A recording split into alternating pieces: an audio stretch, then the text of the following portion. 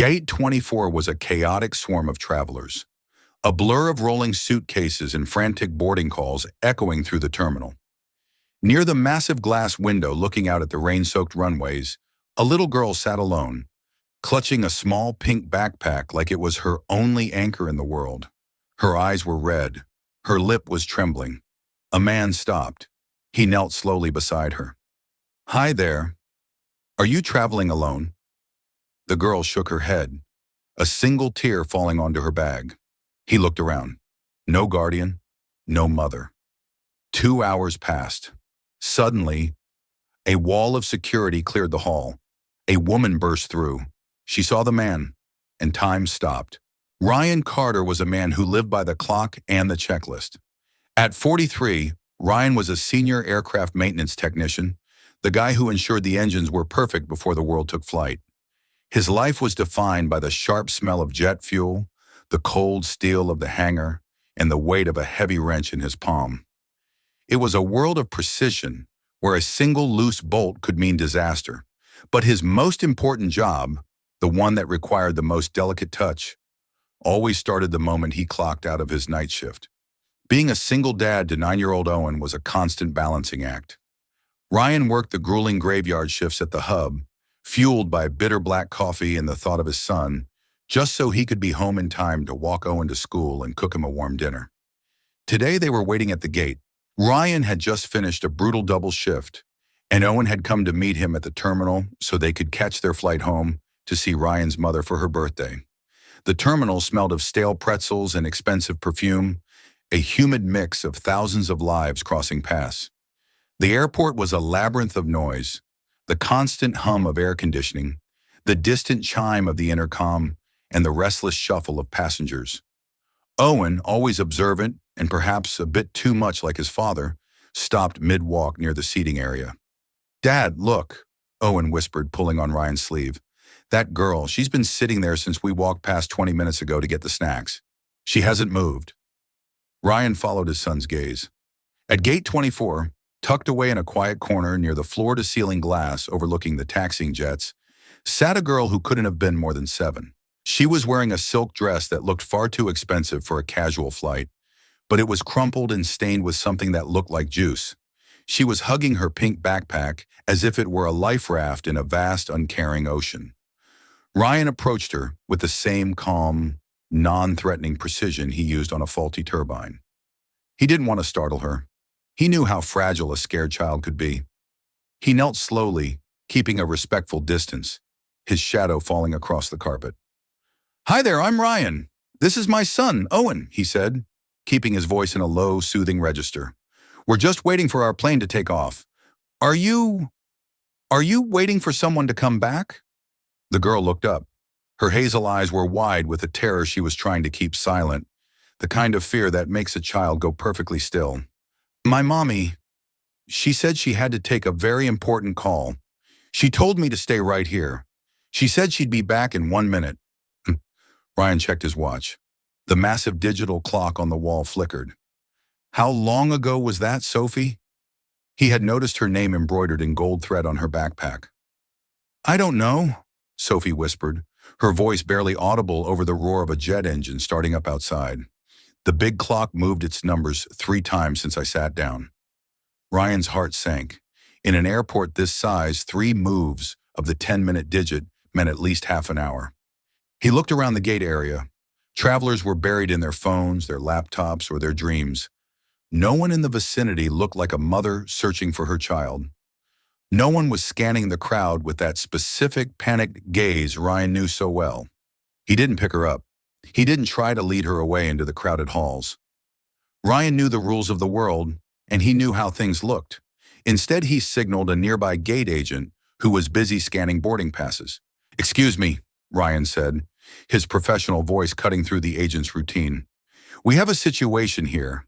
This little girl has been alone for quite some time. She says her mother went to take a call and hasn't returned." While the staff began their frantic radio calls and security protocols, Ryan sat on the carpet a few feet away from Sophie. He didn't want her to feel cornered or interrogated. Owen, sensing the girl's distress, reached into his own backpack and pulled out a slightly crushed paper bag. Do you like chocolate chip cookies? Owen asked, offering one with a shy grin. My dad makes them. They're a bit squashed because I sat on them in the car, but they still taste like chocolate. Sophie took the cookie with a trembling hand, her small fingers brushing Owen's. A tiny, fragile smile broke through her tears, a flicker of light in the gray terminal. We're going to stay right here with you, Sophie, Ryan promised, leaning his back against the cold glass. We won't leave until your mom gets back. My son and I are experts at waiting at airports. We know all the best spots to watch the planes. He stayed. He stayed through the frantic boarding of a delayed flight to Chicago. He stayed when the gate went quiet again and the cleaning crews started their rounds. Ryan knew he was missing his own boarding call, but he couldn't walk away. He was a father first and a passenger second. He knew that in a crowded terminal, the most dangerous thing for a lost child wasn't a stranger. It was being invisible to the world. And Ryan Carter was going to make sure Sophie was seen. The airport's passenger service desk quickly became the epicenter of a quiet, high-stakes storm. Within 30 minutes of Ryan's initial report, 3 airport security officers had arrived. They were professional, their faces masks of calm, but Ryan could feel the tension radiating off them. They escorted Ryan, Owen, and Sophie to a private passenger service room, a windowless space filled with uncomfortable plastic chairs and the hum of fluorescent lights. Ryan insisted on staying. Sophie was clutching the hem of his grease-stained work jacket as if it were the only solid thing in the world, and he wasn't about to break that trust. He sat with Owen on the floor, playing a silent game of rock, paper, scissors to keep the boy occupied, while the security lead, a veteran named Henderson, stepped into the corner to speak with Ryan. We've checked the high-definition CCTV for Gate 24, Henderson whispered, his voice grave. We see the mother. She walked away toward the VIP lounge area exactly 58 minutes before you alerted us. She was on the phone, looking distracted, almost agitated. But here's the problem, Ryan. The cameras show her entering a restricted service corridor near the lounge, and she hasn't returned to any public area since. Ryan's brow furrowed. Is she on a flight? Could she have boarded from another gate? The system shows she's a business-class passenger for the London red-eye, Henderson replied, checking the data on his tablet. Her name is Elena Whitmore. Does that name mean anything to you? Ryan felt a strange, cold prickle at the back of his neck, a sensation like a distant memory trying to surface through dark water. Elena Whitmore. It was a common enough name, but something about the way the guard said it, with a heavy hint of deference and caution, made Ryan uneasy. She's a high-profile individual, Henderson added, lowering his voice even further. CEO of Whitmore Tech Investments, one of the most powerful women in the country. If she's missing, or if something has happened to her, this isn't just a lost child case. It's a national headline by morning. 2 hours had now passed since Ryan first knelt by that window at Gate 24. Inside the cramped service room, Owen was showing Sophie how to play a game on his handheld console. They were sitting cross-legged on the floor, their heads tilted together, lit by the glow of the screen. It was a scene of perfect, innocent normalcy in the middle of a high-stakes security crisis. Ryan watched Sophie. She was a beautiful child, but there was a specific, stubborn arch to her eyebrows when she laughed. A look of pure intelligence that felt hauntingly familiar to a ghost from his university days. We've sent a tactical team to the business lounge and the service corridors, Henderson announced, his radio crackling with static. They're reporting an abandoned laptop and a smartphone near the quiet booths. There's no sign of a struggle, but there's also no sign of the mother. We're expanding the search to the tarmac access points. Ryan felt a surge of genuine concern. Had she been targeted? Had she collapsed in some hidden corner of the airport? He looked at Owen and Sophie, their laughter echoing in the sterile room. He realized that for 2 hours, he hadn't once thought about his own schedule. He hadn't thought about the exhaustion pulling at his limbs or the flight he had definitely missed. He was entirely focused on the safety of this 7-year-old girl who looked like she held the weight of the entire world on her small shoulders. Sir, we have a woman at the North Security checkpoint. A voice crackled urgently over Henderson's radio. She's frantic. She's covered in dust and looks traumatized. She claims she was accidentally locked in a service corridor after a door malfunctioned while she was looking for a quiet place to take a secure call. She's being escorted to your location now. The air in the room became heavy, the oxygen seemingly sucked out of the space. Sophie stood up, her eyes wide with recognition. Mommy? Ryan stood up too, his heart hammering against his ribs. He prepared himself to hand Sophie over, to give a brief statement, and to fade back into the crowd of anonymous travelers. He expected a frantic, grateful mother, a billionaire stranger whose life he had briefly touched in a moment of need.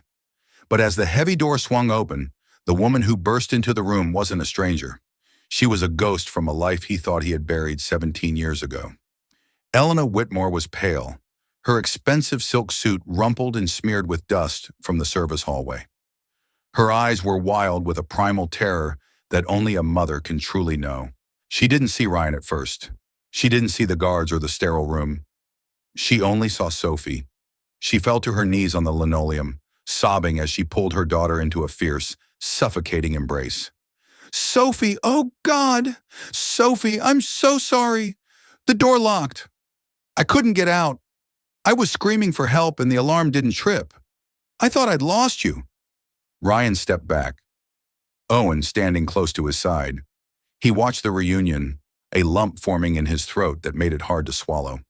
But as Elena stood up, clutching her daughter's hand as if she'd never let go again, she turned to thank the man who had stayed. Her hazel eyes met his. The gratitude on her face vanished in an instant, replaced by a shock so profound, it seemed to steal the very breath from her lungs. Ryan, she whispered, the name a fragile thread in the air. The security guards looked between the billionaire CEO and the aircraft tech in the worn jacket. The silence was deafening, a thick, heavy weight. 17 years of silence suddenly shattered in a small service room at the end of a terminal. The security guards, sensing the sudden shift in the atmosphere, from emergency to personal history, moved toward the door. Henderson gave Ryan a short nod of deep respect before stepping out to coordinate the final paperwork. Owen and Sophie were at the far end of the room, sharing Owen's headphones now, the music a thin, digital barrier between them and the heavy history vibrating in the center of the lounge. Elena Whitmore didn't look like a CEO anymore. She didn't look like a billionaire power player. She looked like the 24-year-old girl Ryan had once loved with everything he had, back when they were both young and thought the world was something they could solve with a textbook and a dream. 17 years, Ryan said, his voice gravelly and low, echoing in the quiet room. You've changed, Elena. I almost didn't recognize the name on the luggage tag, even though I've seen your face on the news for years. Elena took a shaky breath, her hand still resting protectively on Sophie's shoulder. I saw you in the CCTV footage they showed me just now while I was still in shock. I saw a man sitting with my daughter on the floor of gate 24. I didn't realize it was you until this very second. Ryan, thank you. God, thank you for staying. They told me you stayed for 2 hours. You missed your flight for us. I missed a plane, Elena. I didn't want Sophie to miss her mother, Ryan said, his hands shoved deep into his work pockets. He felt a strange detachment, a ghost of the heartbreak he had felt nearly 2 decades ago. They had been university sweethearts, the kind of love that people write songs about. It was intense, messy, and seemingly eternal. Ryan was the boy from the wrong side of the tracks who loved fixing things, and Elena was the girl with a hunger for greatness that Ryan didn't quite share. When she was offered a prestigious fellowship and a path to the elite financial circles of London and New York, she had taken it without looking back.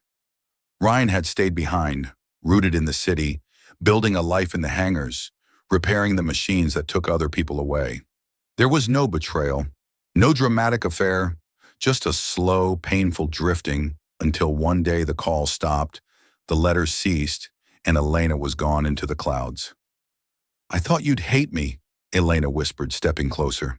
The smell of her perfume, something expensive, floral, and sharp, vied with the faint scent of jet fuel and grease on Ryan's jacket.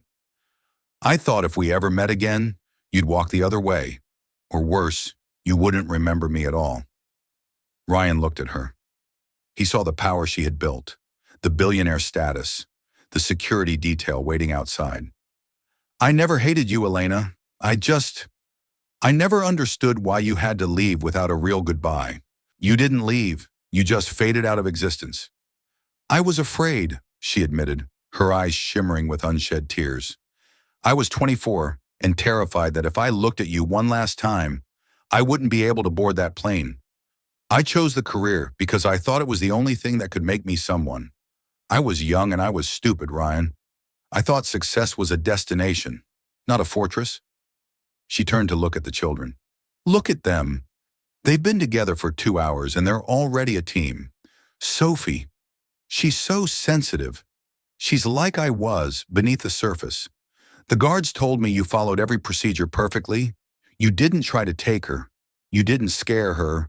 You just existed in the same space so she wouldn't be alone. It's what you do when someone is lost, Elena, Ryan said, his voice firming. You stay until they're found. It doesn't matter who they are or what their net worth is. Every child is the same when the gate is empty. You always did that, she said, a sad, nostalgic smile touching her lips. Even back then, when everyone else walked away from a broken engine or a broken friend, you were the one who stayed until it was fixed. I see Owen has that same steady look in his eyes. He's your son through and through. Ryan looked at his boy. He's a good kid. He saw Sophie first. He's the real reason she's safe today. He wouldn't let me keep walking. Ryan? Elena's voice was soft, hesitating as she took another step into his personal space. I know what you must think of me.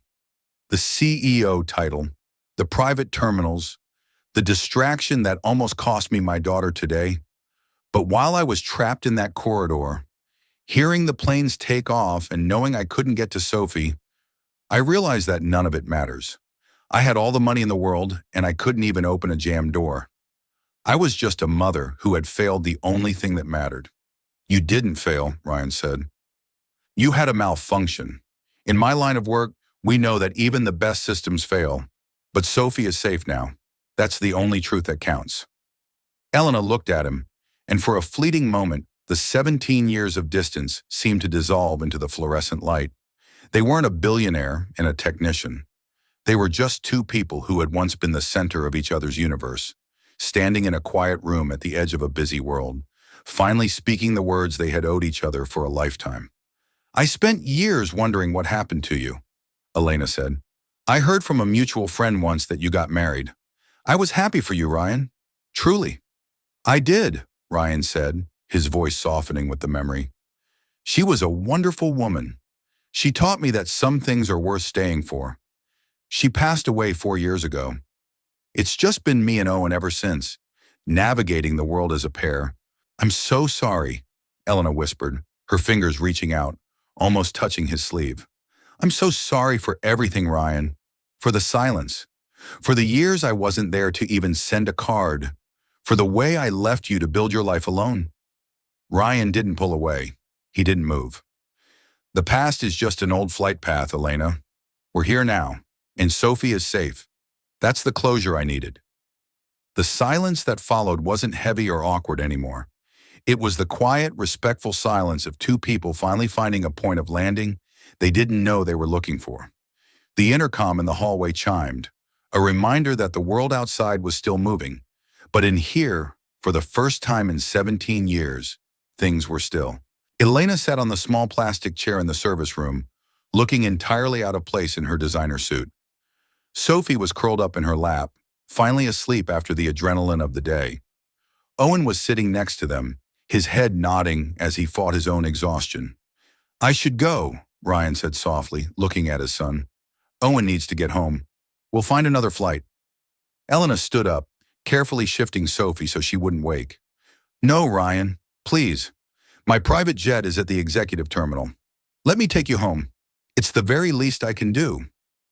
Ryan started to refuse. Elena, you don't owe me.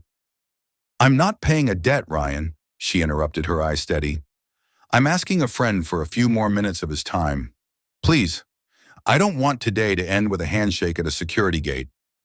Ryan looked at Owen, then back at Elena. He nodded. Okay, one flight. As they were led through the VIP corridors toward the executive terminal, Elena pulled Ryan aside. The bodyguards kept their distance. Ryan, there's something I need to tell you about why I was on that call today, why I was so distracted. Ryan waited. My board was pressuring me to sell the company, to walk away from everything I've built for a massive payout. I've been fighting them for months. That call, it was the final ultimatum. I was so caught up in the war for my company that I forgot I was in a war for my daughter's safety. She looked at him, her expression raw. I realized today that I've spent 17 years building a fortress that I'm now trapped in. I thought the money would buy me freedom, but it just bought me more walls. Ryan looked out the large windows at the private jets lined up like toys. Freedom isn't about the jet, Elena. It's about being able to walk away from the call when your daughter is sitting at the window. Elena nodded, a single tear tracing a path through her makeup. You're right. I'm resigning, Ryan. I decided it while I was in that corridor. I'm done. I'm going to spend the next 10 years being Sophie's mom, not the CEO of Whitmore Tech. That's a big decision, Ryan said, surprised by her honesty. It's the easiest one I've ever made, she replied. She looked at him, her gaze lingering. And it's because of you. Seeing you with her, seeing that you haven't changed, it reminded me of who I used to be before I started chasing the numbers. There was no secret child, no hidden DNA, no scandalous past. Just the truth of two people who had once been important to each other, finding their way back to a version of themselves they had lost. Owen and Sophie were walking hand in hand toward the jet, talking about Owen's favorite movies. They didn't care about the billions or the maintenance schedules. They were just two kids who had found a friend in a crowded airport. The private jet was a marvel of leather and quiet luxury, a far cry from the noisy gate at Terminal 2. As they leveled off at 30,000 feet, the city lights below looked like a map of a world Ryan didn't belong to. Elena sat across from him, a glass of water in her hand. I want to do something for you, Ryan. For Owen. A trust fund, or maybe... Ryan held up a hand, stopping her. No, Elena, I told you. I didn't stay with Sophie for a reward. I stayed because it was the right thing to do. If you give me money, you change what today was. You turn it into a transaction. Elena paused, her hand hovering over her bag. She looked at him, really looked at him, and saw the man who had stayed. You're right. I keep trying to solve everything with a checkbook. It's a hard habit to break. Break it for Sophie, Ryan suggested. She doesn't need a trust fund as much as she needs a mom who can hear her when she laughs. They talked for the rest of the flight, not about business or money, but about the small things. About Owen's school, about Sophie's love for painting, about the quiet, beautiful life Ryan had built in the city. As the jet landed and the doors opened, the humid night air greeted them. Ryan's old truck was waiting in the executive parking lot, arranged by Elena's team. Bye, Sophie, Owen said, giving the girl a high five. See you at the next airport? See you at the magic ship, Sophie laughed, echoing the game they had played earlier. Elena walked Ryan to his truck. The bodyguards stood back, their silhouettes dark against the runway lights. Thank you, Ryan, she said, her voice soft. For everything. For the flight and for being the person who stayed. Take care of her, Elena, Ryan said, opening the truck door. Can I call you? She asked, her voice hovering on the edge of vulnerability. Not as a CEO, just as a mother who has a lot to learn. Ryan smiled. I'd like that. Owen's been asking for a magic ship partner for a long time. As Ryan drove away from the terminal, Owen was already fast asleep in the passenger seat, his head resting against the window. Ryan looked at the rear-view mirror and saw the black SUV carrying Elena and Sophie in the opposite direction. Is she famous, Dad? Owen had asked before he fell asleep. She's just someone we used to know, pal, Ryan had replied. The story wasn't about a billionaire and a technician. It was about a lost girl and a man who refused to walk away. And in the end, the truth wasn't found in a bank account or a DNA test. It was found in the quiet closure of a past that had finally been acknowledged. Ryan Carter didn't find a fortune today. He found the person he used to be, and that was worth more than any billion-dollar deal. If you believe that the most valuable thing isn't a title, but the courage to stay when someone is lost. Subscribe for more stories. And leave a comment. What would you do if you saw a child alone at a crowded airport?